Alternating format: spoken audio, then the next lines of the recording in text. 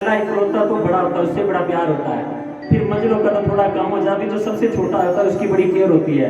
तो हिरण्यकशिपु का उनसे बड़ा प्रेम हो गया, तो प्रहलाद को गुरुकुल में भेजा और उनके गुरुजी थे षंड और अमर्क। प्रहलाद जी के गुरुजी का क्या नाम है? षंड और अमर्क। ये दैत्यों के गुरु हैं, असुर हैं ये। उनको जिस गुरुकुल में भेजा उनके ये गुरु हैं। और क्या हुआ, वहां पर शिक्षा देने के लिए प्रहलाद जी को भेज दिया। और प्रहलाद जी तो पहले ही नारद से शिक्षा ले चुके थे, तो भगवान की भक्ति का उदय उनके मन में पहले से हो चुका था। और क्या हुआ बंधुओं,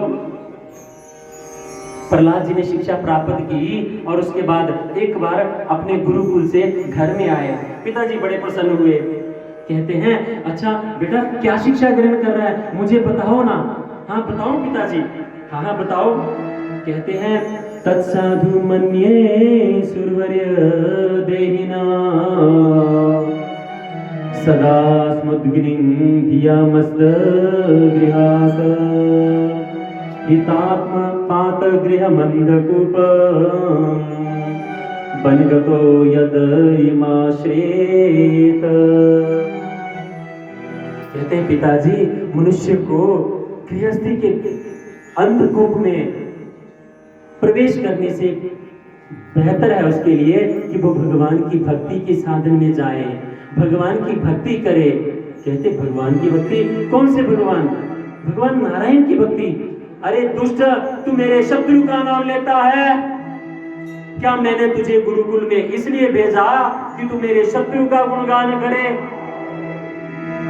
तुरंत फटकार के वहां से भगाया, चले जाओ यहाँ से। उनके गुरु को बुलाया, क्या शिक्षा दे रहे हो इनको? कहते महाराज आपको जो बताया हमको वही शिक्षा दे रहे हैं। कहते ये क्या बता रहा है? अरे महाराज क्षमा करना, आगे से ध्यान रखेंगे। बंधु, गुरुकुल में वापस प्रहलाद जी गए, फिर शिक्षा ग्रहण कर रहे हैं। और एक बार पिताजी गुरुकुल में गए और कहते हैं गुरुकुल में देखने के लिए, निरीक्षण करने के लिए हिरण्यकशिपु गया कि मैं देखूं मेरा बेटा क्या पढ़ रहा है।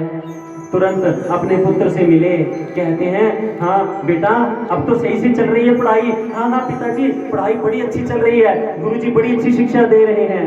क्या शिक्षा सीखी तुमने? कहते हैं मैंने सीखा पिताजी, श्रवणम कीर्तनम विष्णु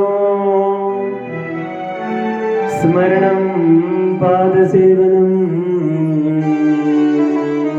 अर्च्य बंदन दास्य सख्य आत्म निवेदनम। पिताजी मैंने तो नवदा भक्ति सीखी। अरे ये तो मैंने नहीं सीखा, ये गुरुजी ने क्या नई सीख सिखाई? अरे हाँ पिताजी, भगवान की भक्ति 9 तरह से की जाती है, ये सीखा है मैंने। कहते अच्छा ये बताओ मुझे क्या? कहते हैं सबसे पहले श्रवणम, भगवान के कीर्तन का श्रवण करो, कीर्तनम फिर कीर्तन करो, विष्णु जी का स्मरण करो, उनके चरणों का सेवन करो, उनका अर्चय करो, उनको प्रणाम वंदन करो, उनसे दास्य भाव रखो और अंत में अपने आप को प्रभु के चरणों में समर्पित कर दो। बोलो बंके बिहारी लाल की।